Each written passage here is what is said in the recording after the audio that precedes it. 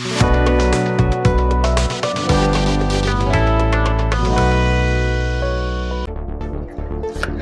Friends, welcome back to our channel.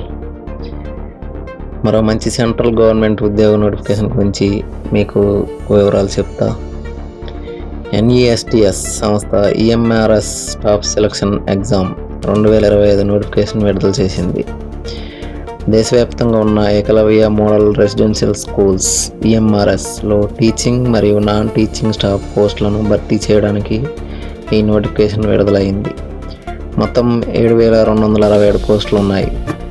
ఇందులో principal పోస్టులు 225, PGT 1,460, TGT 3,962, female staff nurse 550, hostel warden 635, accountant 61, junior secretariat assistant 228, lab attendant 146, మొత్తం కలిపి 7,267 పోస్టులు అందుబాటులో ఉన్నాయి.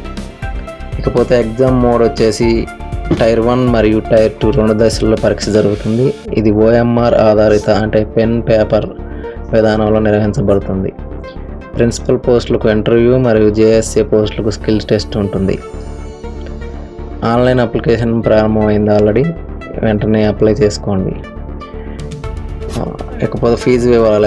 ST ఫిజికల్ బ్యాక్వర్డ్ మహిళలకు అప్లికేషన్ ఫీజు లేదు. కేవలం ప్రాసెసింగ్ ఫీజు 500 రూపాయలు మాత్రమే సరిపోతుంది.